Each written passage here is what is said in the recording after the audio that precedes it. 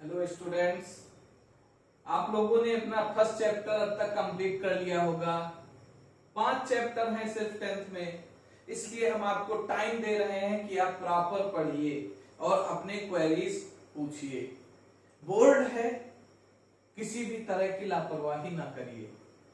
आज हम आपका अगला चैप्टर जो बहुत ही इंटरेस्टिंग है, एसिड, बेस और साल्ट।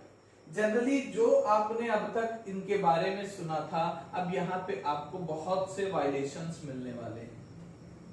एसिड, बेस और साल्ट, जनरली आप जो थियरीज पढ़ते हो उन थियरीज में कुछ और चीजें अब ऐड होके आपके सामने आएंगी।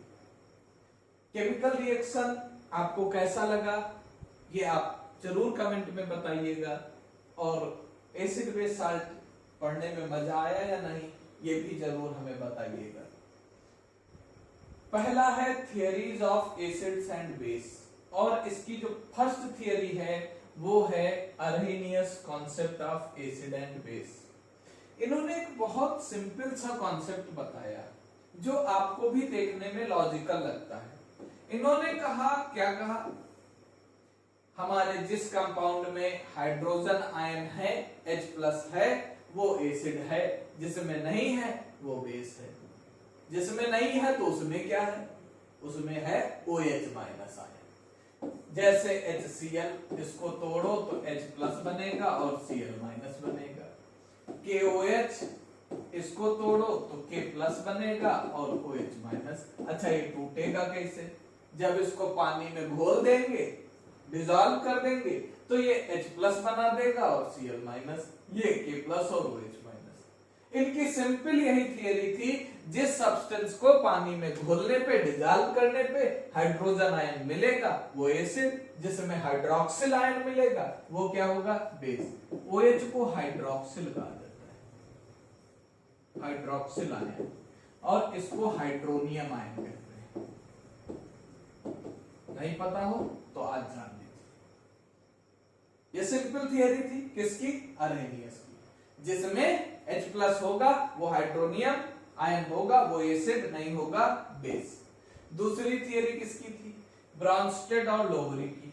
इनकी थियरी क्या थी, इन्हीं की थियरी से कुछ मिलता जुलता, बहुत ज्यादा अलग नहीं, मिलता जुलता। पहली थियरी तो वही थी, इन्होंने कहा जो प्रोटॉन डोनर है, जो प्रोटॉन डोनर है, यानी जो, बस थोड़ी सी लैंग्वेज बदली, उन्होंने कहा था जो डिसॉल्व होने पे H+ आयन देगा।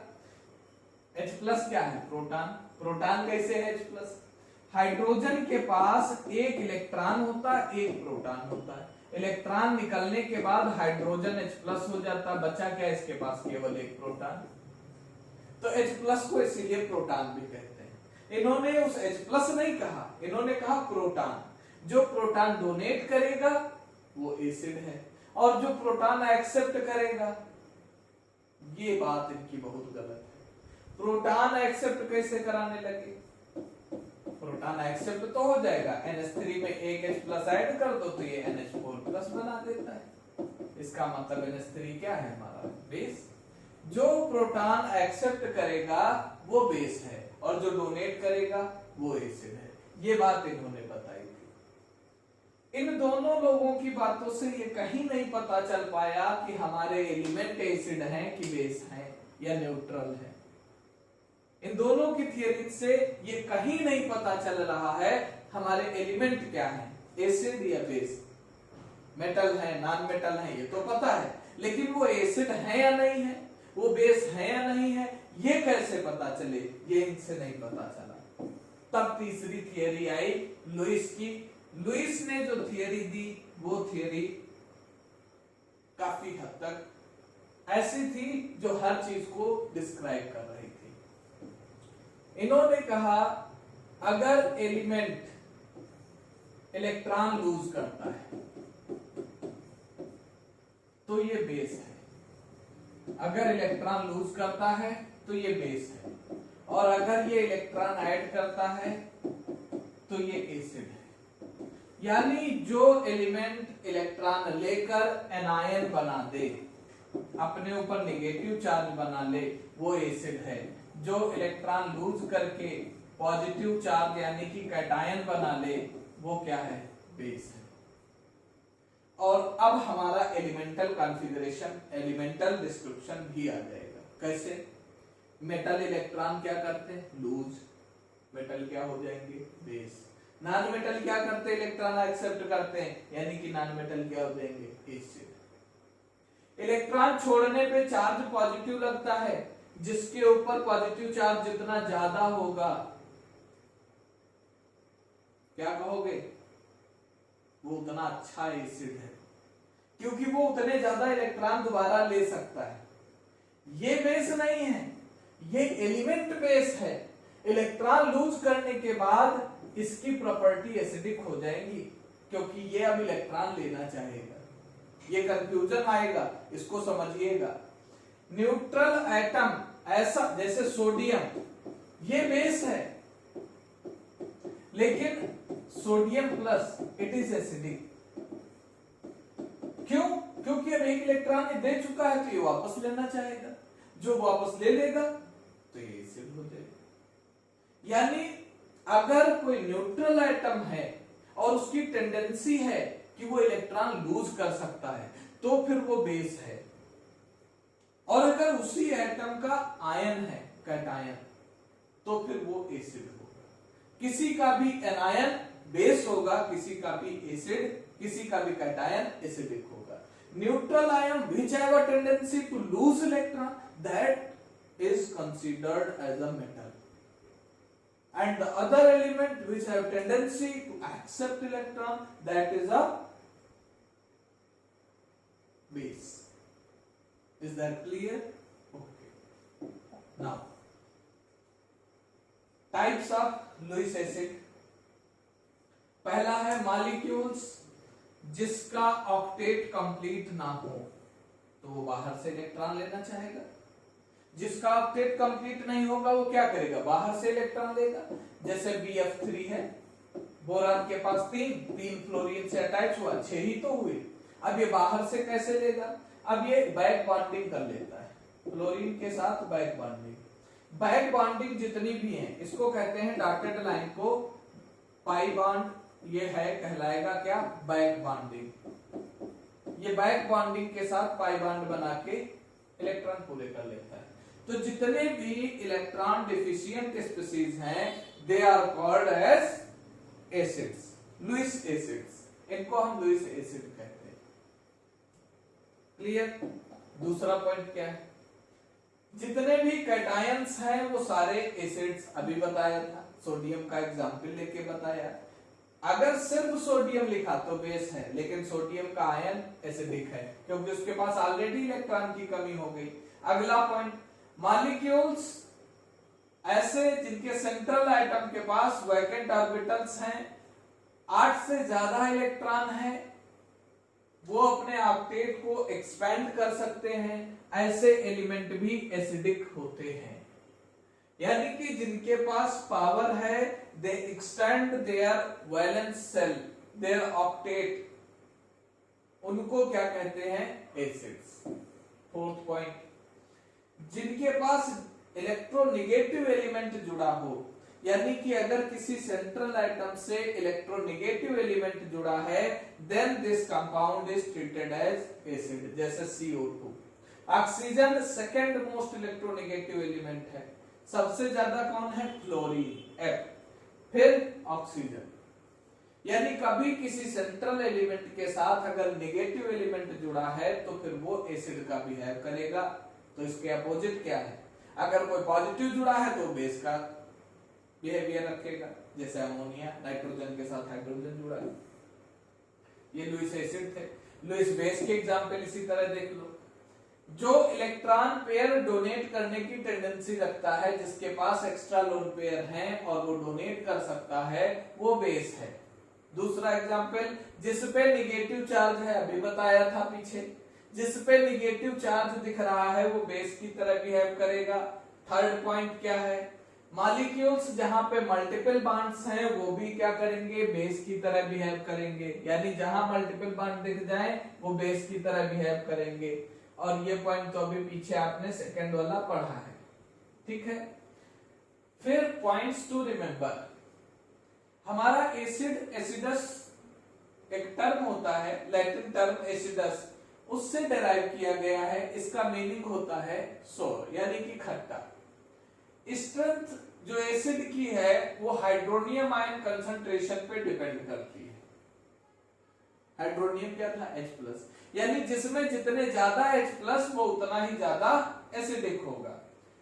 बेस जो वाटर में कंप्लीटली डिसॉल्व होते हैं दे आर कॉल्ड एल्कली। ये कुछ पॉइंट्स हैं जिनको याद रखना है। जो बेस पानी में पूरी तरह से घुल जाएगा उसको एल्कली कहते हैं, सब बेसिस को एल्कली नहीं कहेंगे। अब पूछा जाए एल्कली क्या है, तो ऐसे basis, such basis which completely dissolve in water. And the fourth point is base की स्ट्रेंथ OH- के नंबर पे डिपेंड करती है, यानी जिस बेस में जितने ज्यादा OH- होंगे उसकी एसिडिटी उतनी ही ज्यादा। बेस के पास एसिडिटी होती है और एसिड के पास बेसिसिटी होती है। ये पॉइंट आपके सामने आ गया था। Classification of acids, Lewis base, ये पॉइंट हो गया। Classification of acids on the basis of source, source के बेसिस पे कितने टाइप के होते हैं? सोर्स के बेसिस पे अगर आप देखेंगे तो एसिड्स के टाइप आपके सामने हैं। तो सोर्स के बेसिस पे एसिड हमारे पास पहला है मिनरल एसिड या इनऑर्गेनिक एसिड, और दूसरा क्या है? पहले तो मिनरल एसिड के बारे में ही समझ ले। मिनरल एसिड वो एसिड होते हैं जो हमें मिनरल या रॉक से मिलते हैं।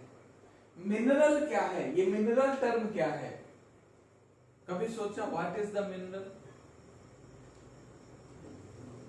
मिनरल ओर से निकल के आता है, मिनरल ओर से निकल के आता है। और ओर क्या है? ओर एक सब्सटेंस है जो हमें डायरेक्टली अर्थ क्रस्ट से मिलता है, यानी अर्थ क्रस्ट से निकलने वाला हर सब्सटेंस क्या है? मिनरल। अर्थ क्रस्ट से निकलने वाला हर सब्सटेंस क्या है? मिनरल। और जितने मिनरल से मेटल हम अलग कर सकते हैं, mineral is the composition of metal, non metals, acids, bases, compounds, some. जिस मिनरल से हम मेटालिक पोर्शन अलग कर दें वो क्या है? ओर। इसको आगे मेटल वाले चैप्टर में पढ़ेंगे। ओर तो यही मिनरल आया, इसलिए आपको बता दिया। HCl, H2SO4, these are inorganic। अच्छा, इनऑर्गेनिक क्यों? क्योंकि इसमें कहीं कार्बन नहीं है। जिस एसिड में कार्बन आ जाएगा वो ऑर्गेनिक कहलाएगा। और ऑर्गेनिक एसिड्स जो होते हैं वो जनरली हमको प्लांट, एनिमल, इन्हीं से मिलते हैं। देखो यहाँ C कार्बन आया, यहाँ भी C आया, CH3COOH, सिरका, चाउमीन में खूब मिला मिला के खाते हो, ये फार्मिक एसिड है। तो जो हमें प्लांट और एनिमल से मिलते हैं वो ऑर्गेनिक एसिड कहलाते हैं। अगला point, on the basis of number of hydronium ion. Hydronium ion के बेसिस पे ये तीन तरह के हैं, मोनोबेसिक, डाइबेसिक और ट्राइबेसिक। मोनोबेसिक, डाइबेसिक और ट्राइबेसिक। ये मिनरल यहां नहीं होगा, दिस इज नॉट हियर। ये तीन पार्ट है, मोनोबेसिक, डाइबेसिक और ट्राइबेसिक। मोनोबेसिक का मतलब जिसमें H+ एक हो, डाइबेसिक का मतलब जिसमें H+ दो हो, और ट्राइबेसिक का मतलब जिसमें H+ की संख्या 3 हो। जितने H+ उतना बेसिक, जनरली ये तीन ही होते हैं। और फिर अगला क्लासिफिकेशन है on the basis of their strength. Strength के बेसिस पे ये दो तरह के, स्ट्रॉन्ग एसिड और वीक एसिड। स्ट्रॉन्ग एसिड हम उसको कहते हैं जो पानी में डालने पे कंप्लीटली डिसॉल्व हो जाए, पानी में डालने पे कंप्लीटली डिसॉल्व हो जाए। HCl, H2SO4, H3PO4। लेकिन वीक एसिड वो है जो पानी में डालने पे कंप्लीटली डिसॉल्व ना हो, जैसे हमारा एसिटिक एसिड या विनेगर, ये कंप्लीटली डिसोसिएट नहीं होता है पानी में, इसलिए इसको कहते हैं वीक एसिड। जितना ज्यादा डिसोसिएशन होगा कोरोसिव एक्शन उतना ज्यादा होता है। तो स्ट्रांग एसिड कौन सा, जो फुली डिसोसिएटेड हो जाए वाटर में, और वीक कौन सा, जो पार्शियल डिसोसिएट हो वाटर में। अगला फर्दर है on the basis of concentration of acid, concentrated acid and dilute acid, यानी अगर 100% प्योर एसिड लिया जाए, जैसे हम आपको बताएं तो लैब में हमारे पास जो आता है वो 97.2% H2SO4 आता है, लेकिन जब हम यूज करते हैं डाइल्यूट के बेसिस पे तो ये हम मैक्सिमम 10 to 20% यूज करते हैं। इसका मतलब हुआ 20 ml H2SO4 और 80 ml यानी 80 ml वाटर मिक्स कर लिया तो ये 100 ml बन गया H2SO4, लेकिन ये 100 ml कितने परसेंट है, 20%। तो दिस इज कंसंट्रेटेड, यानी कि पानी की मात्रा बहुत कम, पानी की क्वांटिटी बढ़ाते जाओगे डाइल्यूशन बढ़ता जाएगा, वो एसिड डाइल्यूट होता चला जाएगा। Next, on the basis of number of hydroxyl ion, ये बेसिस के टाइप हैं, जैसे एसिड के टाइप पढ़े थे वैसे ही बेसिस के टाइप हैं, यानी कि जितने OH- आयन की संख्या होगी उतना एसिडिक बेस। मोनो एसिडिक का मतलब इसके पास एक OH होगा, KOH। डाई एसिडिक का मतलब इसके पास 2 OH होंगे, CaOH का होल ट्वाइस। ट्राई एसिडिक का मतलब इसके पास 3 OH होंगे, यानी AlOH का होल थ्राइस। जितनी संख्या उतने OH, ये इसका क्लासिफिकेशन है। अगला, on the basis of strength, base are of 2 types, ये बेस के टाइप हैं, ये एसिड के टाइप नहीं है, it is types of base. कितने टाइप के, 2 टाइप के, जैसे वहां पे स्ट्रांग वीक था वैसे ही यहाँ पे स्ट्रांग और वीक से मतलब समझ रहे हो ना, जो पानी में कंप्लीटली डिसॉल्व हो जाए, डिसोसिएट हो जाए वो स्ट्रांग, और जो ना डिसोसिएट हो वो वीक। स्ट्रांग में आपका पोटेशियम हाइड्रोक्साइड, ये बहुत खतरनाक होता है, अगर मुंह में चला जाए तो मुंह के लार से डिसोसिएट होता है और पूरा मुंह काट देता है। वीक बेस, ये आपका NH4OH। स्लाइड, जो पानी में डिसोसिएशन कम करे वो हमारा वीक, और जो ज्यादा डिसोसिएट हो जाए, फुली डिसोसिएट हो जाए, वो स्ट्रांग। बहुत छोटे छोटे पॉइंट्स हैं, याद रखना है। On the basis of concentrated, फिर कंसंट्रेटेड बेस है और डाइल्यूट बेस है, यानी जहां पे पानी की क्वांटिटी कम होगी वो कंसंट्रेटेड, जहां पानी बढ़ाते जाएंगे पानी ज्यादा आता जाएगा वो क्या होगा, डाइल्यूट बेस। फिर है chemical properties of acids and base. Acid base की कुछ केमिकल प्रॉपर्टी, जिसमें से लिटमस है। लिटमस क्या एक्शन शो करता है, अगर एसिड है, एसिड क्या करता है, ब्लू लिटमस को रेड कन्वर्ट कर देता है, रेड लिटमस कर देता है। और अगर बेस है तो बेस क्या करता है, रेड लिटमस को ब्लू लिटमस में कन्वर्ट कर देता है। यानी एसिड लिटमस को ब्लू टू रेड कन्वर्ट करता है और रेड टू ब्लू कौन कन्वर्ट करता है, बेस। ये लिटमस का इफेक्ट है। और लिटमस जो है वो हमको एक एल्गी से मिलता है। एक और दूसरा फिर पॉइंट है नैफ्थलीन। नैफ्थलीन जिसको फिनैफ्थलीन कहते हैं, ये फिनैफ्थलीन जो है इसके बारे में थोड़ा सा ध्यान से देख लीजिए। ये न्यूट्रल या एसिडिक सॉल्यूशन को कलरलेस रखता है, यानी एसिडिक मीडियम में इसको ऐड किया जाए या फिर न्यूट्रल सॉल्यूशन में तो कोई फर्क नहीं पड़ता, लेकिन अगर ये बेसिक सॉल्यूशन के कांटेक्ट में आ जाए तो ये पिंक हो जाता है। एक ऑर्गेनिक डाई है फिनैफ्थलीन, ये न्यूट्रल या एसिडिक सॉल्यूशन में कोई इंडिकेशन नहीं, नो इफेक्ट, ये कलरलेस ही रहता है, लेकिन जैसे ही ये बेसिक मीडियम के कांटेक्ट में आता है ये पिंक हो जाता है। और एक डाई हमारे पास है मिथाइल ऑरेंज, ये तीनों में अलग अलग शो करता है, इसलिए ये ज्यादा इंपॉर्टेंट है। Methyl orange is an orange colour dye. पहली चीज तो ये खुद ऑरेंज होता है। Colour in this neutral medium, neutral medium ये इसी कलर में बना रहेगा, कोई चेंज नहीं आएगा। एसिडिक मीडियम में ये रेड हो जाएगा और बेसिक मीडियम में येलो हो जाएगा। यानी अगर हम मिथाइल ऑरेंज की बात करें तो ये न्यूट्रल मीडियम में ऑरेंज रहेगा, अगर एसिडिक मीडियम है तो रेड हो जाएगा, अगर बेसिक मीडियम है तो येलो हो जाएगा। ओरियो खाते हो ना, ओरियो, वो आगे बढ़ा लो, मिल गया एक ओरियो। कंक्लूजन क्या निकला? Acid turn blue litmus to red, have no effect on red litmus. Basic turn red litmus to blue and no effect on blue litmus. Phenolphthalein is colorless in acidic medium, turned pink in basic medium. Methyl orange yellow in basic medium and red in acidic medium. These are conclusions जो आपको याद रखने हैं 4 point.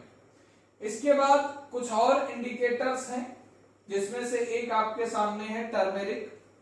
Turmeric को आप natural indicator भी कह सकते हो। ये बेसिक मीडियम के कांटेक्ट में आने पे रेड हो जाता है और ज्यादा अगर मिला दिया जाए तो फिर ये हो जाता है क्या? ब्राउन कलर का हो जाता है। तो टर्मेरिक हमारा क्या है? नेचुरल इंडिकेटर है, येलो कलर में होता है। एसिडिक मीडियम में या न्यूट्रल मीडियम में कोई चेंज नहीं करता, लेकिन अगर बेस ऐड कर दो तो या तो रेड हो जाएगा और बेस ज्यादा कर दो तो ये फिर ब्राउन भी हो जाता है। दूसरा पॉइंट एक और है रेड कैबेज, लाल गोभी आपने देखी होगी। लाल गोभी भी जो होती है वो हमारी इंडिकेटर होती है। नेचुरल मीडियम में ये पर्पल कलर का, रेड या पिंक हो जाता है एसिडिक मीडियम में और बेसिक मीडियम में ये ग्रीन हो जाता है। 3 अलग अलग कलर है, पर्पल न्यूट्रल में, रेड या पिंक एसिडिक में और ग्रीन हो जाता है बेसिक मीडियम में। इसके अलावा आपका एक और जो होता है नेचुरल इंडिकेटर वो होता है चाइना रोज। चाइना रोज भी हमारा क्या है? एक तरह का नेचुरल इंडिकेटर है। नंबर ऑफ हाइड्रोनियम आयन के बेसिस पे कितने तरह के? 3 टाइप के। Anions having negative charge act as Lewis base, monobasic, dibasic, tribasic. जैसे अभी बताया गया था हाइड्रोनियम आयन के बेसिस पे, वैसे ही यहाँ पे है। ये मिनरल एसिड, एक गलत पॉइंट यहाँ पे लिख गया है, उसको ध्यान नहीं देना है। मोनोबेसिक एसिड यानी कि यहाँ पे एसिड का ये पॉइंट आप ऑलरेडी पीछे देख चुके हैं, हमें आगे बढ़ना है। How do acid and base react with metals? Acid और बेस मेटल के साथ कैसे रिएक्ट करते हैं? पहले हम एसिड के बारे में देखते हैं। अगर किसी एसिड की रिएक्शन करा दी जाए किसी मेटल के साथ तो फिर मेटल साल्ट बनता है और हाइड्रोजन निकलता है। आपने बहुत सिंपल रिएक्शन पढ़ी है, Zn plus HCl it gives ZnCl2 plus H2। किसी भी मेटल की रिएक्शन आप एसिड के साथ कराओ तो वहां से हाइड्रोजन गैस निकलती है, यानी कि वो मेटल हाइड्रोजन को रिप्लेस कर देता है। अगर हम बात करें बेस की, बेस कैसे मेटल के साथ रिएक्ट करता है, तो हम इसी जिंक की रिएक्शन ट्वाइस NaOH के साथ करा दें, ये बना देता है Na2ZnO2 सोडियम जिंकेट, और यहां से हाइड्रोजन गैस यहां भी निकलती है। ये आपका सोडियम जिंकेट जो नाम लिखा जाता है।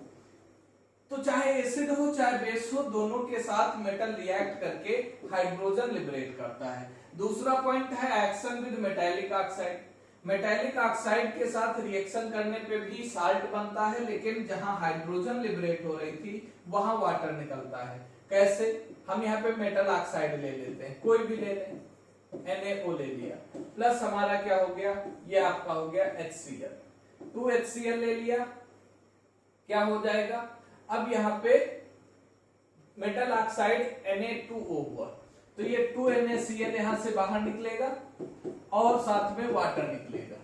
ठीक है, यानी कि अगर मेटल ऑक्साइड के साथ रिएक्शन कराएं तो साल्ट बनेगा जैसे पीछे बन रहा था, लेकिन हाइड्रोजन की जगह वाटर रिमूव होगा। ये ऑक्साइड के साथ है। नॉन मेटालिक ऑक्साइड के साथ बेस, इससे हमें क्या पता चला? मेटल ऑक्साइड के साथ एसिड रिएक्ट कर रहा है, यानी कि हमेशा मेटल ऑक्साइड एक बेस का काम करेगा, क्योंकि जब एसिड बेस मिलते हैं तभी साल्ट और वाटर बनते हैं। वैसे ही यहाँ पे नॉन मेटल ऑक्साइड एसिड का काम करेगा और बेस लिया जाएगा तो साल्ट और वाटर। एसिड और बेस मिलने से ही साल्ट और वाटर बनते हैं। नॉन मेटल ऑक्साइड हमने CO2 ले लिया और ये आपका 2NaOH ले लिया, ये बनेगा क्या, Na2CO3 सोडियम कार्बोनेट, एक साल्ट बन गया और वाटर। यानी कि non metal oxide always acid की तरह बिहेव करेगा और मेटल ऑक्साइड बेस की तरह बिहेव करेगा। ये भी यहां से एक पॉइंट आपको मिल गया। एक्शन विद कार्बोनेट, मेटल जो है वो कार्बोनेट और बाइकार्बोनेट के साथ कैसे रिएक्ट करेगा ये हमको देखना है। कार्बोनेट और मेटल, कार्बोनेट हो चाहे बाइकार्बोनेट हो, यहाँ पे आप देखिएगा मेटल कार्बोनेट के साथ यानी कि एसिड प्लस मेटल कार्बोनेट, अगर ये रिएक्शन होती है तो कार्बोनेट डिकम्पोज होता है। यहाँ पे साल्ट तो बनेगा, साथ में CO2 बनेगा और वाटर बाहर निकलेगा। कोई एग्जांपल आप देख लीजिए, जैसे हमने HCl ही ले लिया, कार्बोनेट यानी कि Na2CO3 ले लिया, ये 2 टाइम्स देंगे, ये बनेगा 2NaCl plus CO2 plus H2। जैसे यहाँ पे CO2 निकल रहा है वैसे ही जब सल्फेट की रिएक्शन करेंगे तो SO2 बाहर आएगा, यानी साल्ट बनेगा plus SO2 plus H2। Carbonate था तो CO2 और अगर सल्फेट है तो SO2 बाहर आएगा। Acid and base react with each other, अगर एसिड और बेस आपस में रिएक्ट कर जाएं, अभी आप पीछे देख चुके हैं, बहुत सिंपल सी चीज। एसिड और बेस अगर आपस में रिएक्ट करते हैं तो साल्ट बनता है और वाटर बनता है, साल्ट और वाटर। यानी कि NaCl ले लिया हमने और आपके NaCl नहीं, हमने एसिड के रूप में HCl लिया और बेस में NaOH ले लिया, इनको मिक्स किया तो बना क्या, NaCl साल्ट है, बहुत अच्छे से जानते हो, और वाटर। ये जो साल्ट बन रहा है, अब हमको आगे साल्ट की स्टडी करनी है। जनरली साल्ट टर्म आपने सुना है, लेकिन ये साल्ट भी 5 तरह का होता है। हमको ये 5 साल्ट पढ़ने हैं, लेकिन आज नहीं, आज की स्लाइड यहीं खत्म होती है। ये 5 टाइप साल्ट के क्या क्या हैं, कौन कौन से हैं और कैसे हमको पता चलेगा, और फिर इन एसिड और बेस की स्ट्रेंथ निकालना है, यानी पीएच हमें निकालना है, pH of acid and base. ये सब हम अगले लेक्चर में पढ़ेंगे। आज का लेक्चर यहीं खत्म होता है। ज्यादा से ज्यादा फ्रेंड्स को शेयर करिए। आपकी क्वेरीज आएंगी, हम चैप्टर वाइज आपको क्वेश्चंस देंगे, बोर्ड का एक भी क्वेश्चन आपसे बचेगा नहीं, ये मेरा प्रॉमिस है। Thank you.